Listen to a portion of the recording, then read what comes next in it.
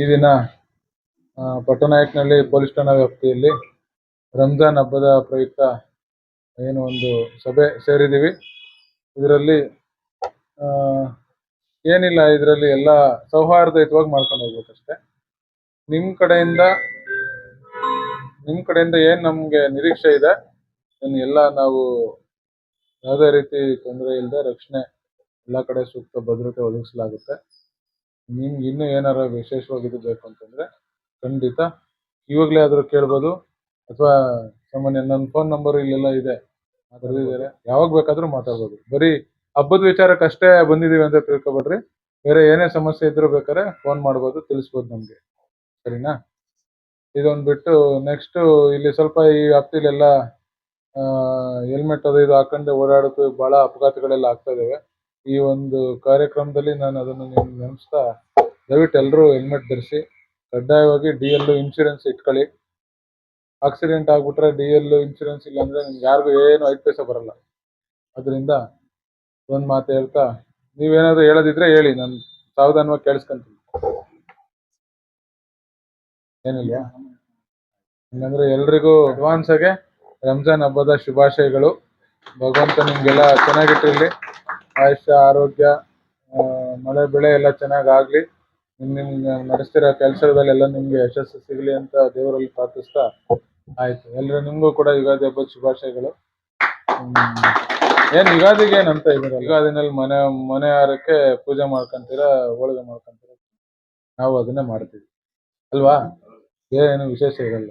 ಯಾರೋ ಅಪರೂಪಕ್ಕೆ ಒಬ್ಬೊಬ್ರು ಅರ್ಧ 130 ಜನ ದೇವಸ್ಥಾನಕ್ಕೆ ಅಲ್ಲಿ ಹೋಗಿ ಪೂಜೆ ಮಾಡ್ಕೊಂಡ್ ಬರ್ತಾರೆ. ಹೌದಲ್ವಾ? ಏನಂತ ವಿಶೇಷ ಇರಲ್ಲ. ಈ ಸ್ಪೀಟ್ ಆಡಿದ್ರೆ ನಾನ್ ದೇವರನ್ನೇ ಬಿಡಲ್ಲ, ಪಕ್ಕಾ ಒದೆ ಬೀಳ್ತೇನೆ, ಯಾವುದೇ ಕಾರಣಕ್ಕೂ ಬಿಡಲ್ಲ. ಇದನ್ ಮಾತ್ರ ಪಕ್ಕಾ ನೋಟ್ ಮಾಡ್ಕೊಳ್ಳಿ, ಮುಲಾಜ್ ನೋಡಲ್ಲ, ಯಾವ ಇನ್ಫ್ಲೂಯೆನ್ಸ್ಗೂ ಇಲ್ಲ, ಏನು ಇಲ್ಲ, ಫುಲ್ ಕಟ್ನಿಟ್ಟು, ಯಾವುದೇ ಕಾರಣಕ್ಕೂ ಆಡಂಗಿಲ್ಲ ಯಾರನ್ನು. ಬೇರೆ ಏನಾದ್ರು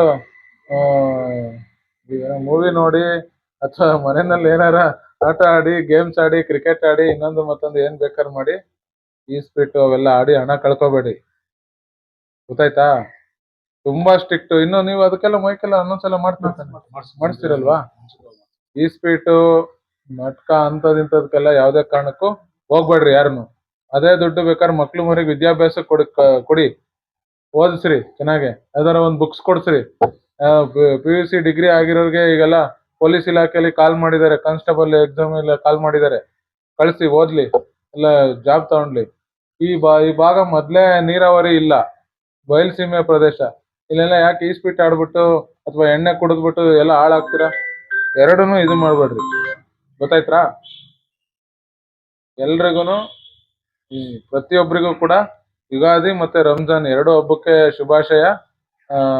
ಎಲ್ರಿಗೂ ದೇವ್ರು ಒಳ್ಳೇದ್ ಮಾಡ್ಲಿ. ಆದ್ರೆ ಯುಗಾದಿ ನೆಪದಲ್ಲಿ ಅಥವಾ ರಂಜಾನ್ ನೆಪದಲ್ಲಿ, ಇನ್ನೇನೋ ನೆಪದಲ್ಲಿ, ಅಥವಾ 2 ಹಬ್ಬ ಇಲ್ಲದೆ ಇದ್ರೂ ಪರವಾಗಿಲ್ಲ, ನನ್ಗೆ ಸ್ಟ್ರಿಕ್ಟ್ ಕಂಡೀಷನ್ ಯಾವುದೇ ಕಾರಣಕ್ಕೂ ಇಸ್ಪಿಟ್ ಆಡಂಗಿಲ್ಲ.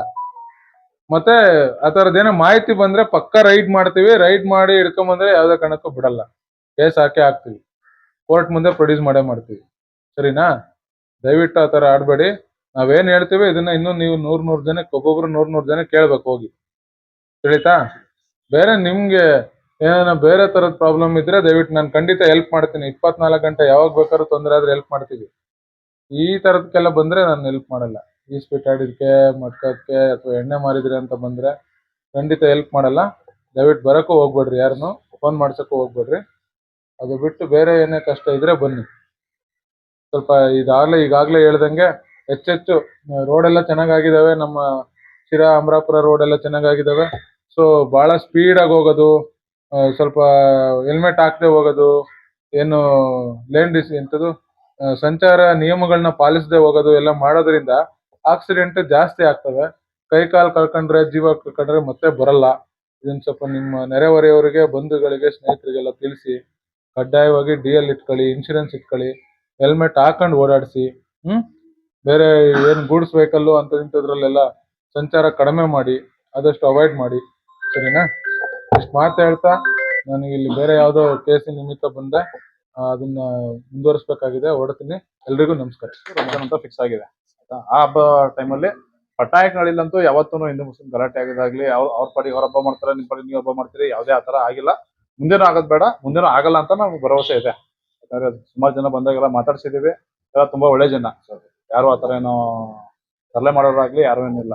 ಸಣ್ಣ ಪುಟ್ಟ ಅಲ್ಲಿ ಇಲ್ಲಿ ಒಂದೆರಡು ಇನ್ಸಿಡೆಂಟ್ ಆಗ್ತಿರ್ತವೆ, ಅವು ಇಮಿಡಿಯೇಟ್ ನೀವು ಗಮನಕ್ಕೆ ತಂದ್ರೆ ಅದನ್ನ ಬೇಗ ಆದಷ್ಟು ಬೇಗ ಸಾರ್ಟ್ ಔಟ್ ಮಾಡೋಣ. ನಮ್ಮ ಸಾಹೇಬ್ರು ಹೇಳಿದ್ರು ಇಸ್ಪಿಟ್ ಒಂದು ಯುಗಾದಿ ಹಬ್ಬದ ಟೈಮಲ್ಲಿ ಯಾರಾದ್ರೂ ಇಸ್ಪಿಟ್ ಆಗಿದ್ರೆ ನೀವು ನಿಮ್ ಊರಲ್ಲಿ ಹೋಗಿ ಹೇಳ್ಬೇಕು, ಆಯ್ತಾ?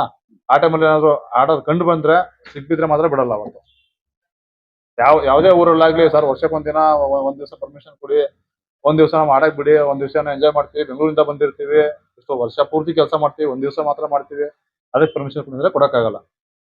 ಅದ್ಬಿಟ್ಟು ಸಾವಿರ ಆಕ್ಟಿವಿಟೀಸ್ ಇದಾವೆ, ನೀವು ಕುಟುಂಬದ ಜೊತೆ ಇದ್ ಮಾಡ್ರಿ, ಜಮೀನಲ್ಲಿ ಹೋಗಿ ಓಡಾಡ್ಕೊಂಡ್ ಬರ್ರಿ, ಬೇರೆ ಬೇರೆ ಏನೋ ಮಾಡ್ಬೋದು, ಆಕ್ಟಿವಿಟೀಸ್ ಇದಾವೆ ಅದೆಲ್ಲ ಮಾಡಿ, ಅದಕ್ಕೆ ಯಾವ್ದಕ್ಕೂ ನಮ್ಗೇನು ತೊಂದರೆ ಇಲ್ಲ. ಇಸ್ಪೀಟ್ ಆಡ್ತೀನಿ, ಮಟ್ಕ ಆಡ್ತೀನಿ ಅಂದ್ರೆ ಅದಕ್ಕೆ ಸ್ಟ್ರಿಕ್ಟ್ ನೋ ಇದೆ, ಯಾರಿಗೂ ಪರ್ಮಿಷನ್ ಇಲ್ಲ. ಅರ್ಥ ಆಯ್ತಾ? ಮತ್ತೆ ಇನ್ನೊಂದು ಅಪಘಾತ ಜಾಸ್ತಿ ಆಗ್ತಿದಾವೆ, ರೋಡ್ ಚೆನ್ನಾಗಿದಾವೆ, ಮತ್ತೆ ಶಿರಾ ಒಂದೆರಡು ಬ್ರಿಡ್ಜ್ ಆಗ್ತಿದಾವೆ. ಅದಿಷ್ಟು ಆಗ್ಬಿಟ್ರು ಅಂತೂ ಸೂಪರ್ ಎಕ್ಸ್ಪ್ರೆಸ್ ವೇ ಆದಂಗೆ ಆಗುತ್ತೆ. ಆ ರೋಡ್ಗೂ ಎರಡು ಕಂಪಾರಿಸನ್ ಇರಲ್ಲ. ಆ ರೋಡ್ ಇದು ಮತ್ತೆ ಈ ರೋಡ್ ಡಿಫರೆನ್ಸ್ ಏನಂದ್ರೆ ಅದಕ್ಕೆ ಸೆಂಟರ್ ಒಂದು ಲೈನ್ ಬರುತ್ತೆ, ಮೀಡಿಯನ್ ಬರುತ್ತೆ, ಒನ್ ವೇ ಇದ್ದಂಗೆ ಇರುತ್ತೆ. ಈ ಕಡೆ ಹೋಗೋದು ಬರೀ ಈ ಸೈಡ್ ಅಷ್ಟೇ ಹೋಗ್ತಾ ಇರ್ತವೆ, ಈ ಸೈಡ್ ಹೋಗೋವು ಈ ಕಡೆ ಇದು ಟುವರ್ಡ್ಸ್ ಈ ಕಡೆ ಚಿತ್ರದುರ್ಗ ಕಡೆ ಹೋಗ್ತಾ ಇರ್ತವೆ. ಇಲ್ಲ ಹಂಗಲ್ಲ, ಒಂದೇ ರೋಡಲ್ಲಿ ಈ ಕಡೆನೂ ವೆಹಿಕಲ್ ಬರ್ತವೆ, ಈ ಕಡೆನೂ ವೆಹಿಕಲ್ ಬರ್ತವೆ, ಸೆಂಟರ್ ಒಂದು ಪಟ್ಟಿ ಬಿಟ್ರೆ ಮತ್ತೇನಿರಲ್ಲ. ನೈಟ್ ಟೈಮಲ್ಲಿ ಓವರ್ಟೇಕ್ ಮಾಡಕ್ ಹೋದೆ, ಲೆಫ್ಟಿಗೆ ಇಳಿದೆ, ರೈಟಿಗೆ ಇಳಿದೆ, ಊರಿಂದ ಈ ಕಡೆಯಿಂದ ಜನ ಬರ್ತಾರೆ, ಆ ಕಡೆಯಿಂದ ಬರ್ತಾರೆ. ಆದ್ರೆ ಸೆಂಟ್ರಲ್ ಟ್ರ್ಯಾಕ್ಟರ್ ಅವರು ಏನೂ ಇರಲ್ಲ, ಹಿಂದೆ ಅದು ಫುಲ್ ಬ್ಲ್ಯಾಕ್ ದೇವ ತರ ಸೆಂಟ್ರಲ್ ನುಗ್ಬಿಡ್ತಾರೆ. ಹಿಂದೆಗಡೆ ಸ್ಟಿಕ್ಕರ್ ಇರಲ್ಲ, ಎಂತದ್ದು ಇರಲ್ಲ. ನಾವು ಸುಮಾರು ಜನಕ್ಕೆ ಹಿಡಿದ್ಬಿಟ್ಟು ಕೇಸ್ ಹಾಕಿದೀವಿ, ಸುಮಾರು ಜನಕ್ಕೆ ಸ್ಟಿಕ್ಕರ್ ನಾವೇ ಅಂಟಿಸಿದೀವಿ, ಆಯ್ತಾ? ಅದೊಂದು ಆದಷ್ಟು ನಿಮ್ ಸೇಫ್ಟಿಗೆ ಅಂತ ಹೇಳ್ಬಿಟ್ಟು ಹೆಲ್ಮೆಟ್ ಹಾಕೊಳ್ರೆ. ಸುಮಾರು ಒಂದು 3 ರಿಂದ 4 ಜನ ಹೆಲ್ಮೆಟ್ ಹಾಕದೇ ಇರೋದ್ರಿಂದಾನೆ ಬಿದ್ರೆ ಏನಿಲ್ಲ, ಬರೀ 20-25 ಸ್ಪೀಡು ಬಿದ್ದಿರೋ ಜಾಗ ಕಲ್ಲಿತ್ತು, ಏನ್ ಮಾಡ್ತೀರಿ ಅವ್ರು ಬೇಡ್ಲಕ್ಕ. ಅದಕ್ಕೆ ಹೆಲ್ಮೆಟ್ ಒಂದು ಧರಿಸಿ, ಮದ್ಯಪಾನ ಮಾಡ್ಬಿಡ್ರಿ. ಸುಮಾರು ಜನ ಹಿಡಿದ್ರೆ 10,000 ಫೈನ್ ಇದೆ. ಕುಡಿದು ಗಾಡಿ ಓಡಿಸಿದ್ರೆ, ಕಾರಲ್ಲಾಗ್ಲಿ ಬೈಕಲ್ಲಾಗ್ಲಿ ಏನೇ ಓಡಿಸಿ ಕುಡಿದು ಓಡಿಸಿದ್ರೆ 10,000 ಫೈನ್ ಇದೆ, ಯಾವುದೇ ಕಾರಣಕ್ಕೂ ಬಿಡಲ್ಲ. ಮತ್ತೆ 18 ವರ್ಷಕ್ಕಿಂತ ಕಮ್ಮಿ ಇರೋರು ಯಾರಾದ್ರೂ ಓಡಿಸಿ ಸಿಗಾಕೊಂಡ್ರೆ ಅವ್ರಿಗೆ ಅವ್ರ ತಂದೆ ತಾಯಿಗೆ 1 ದಿನ 1 ರಿಂದ 3 ತಿಂಗಳು ಜೈಲ್ ಇರುತ್ತೆ. ಎಷ್ಟು ದಿನ ಬೇಕಾದ್ರೂ ಕೊಡ್ಬೋದು. 1 ದಿನ ಜೈಲ್ಗೆ ಹೋದ್ರು ಜೈಲ್ಗೆ ಹೋದಂಗೆ, 3 ತಿಂಗಳು ಹೋದ್ರು ಜೈಲ್ಗೆ ಹೋದಾನೆ, ಪ್ಲಸ್ 25,000 ಫೈನ್. ಆದ್ರೆ ನಿಮ್ ಮಕ್ಳಿಗೂ 18 ಆಗೋವರೆಗೂ ಬೇಕಾದ್ರೆ ಕೊಡ್ಬೇಡಿ, ಆಯ್ತಾ? ಎಲ್ರಿಗೂ ನಮ್ಮ ಈ ಭಾವೈಕ್ಯತೆ ಸಭೆಗೆ ಹಾಜರಾಗಿ ನಾವು ಕರೆಯೋದಕ್ಕೆ ಇನ್ ಟೈಮ್ ಬಂದಿದ್ರೆ ಅದಕ್ಕೆ ತಮ್ಗೆಲ್ಲರಿಗೂ ನಮ್ಮ ಕಡೆಯಿಂದ ವಂದನೆಗಳು. ಮತ್ತೆ ಈ ಸಭೆ ಹಾಜರಂತ ನಮ್ಮ ಪತ್ರಕರ್ತ ಬಂಧುಗಳು, ಪತ್ರಕರ್ತ ಮಿತ್ರರಿಗೂ ಅವ್ರಿಗೂ ತುಂಬ ವಂದನೆಗಳು.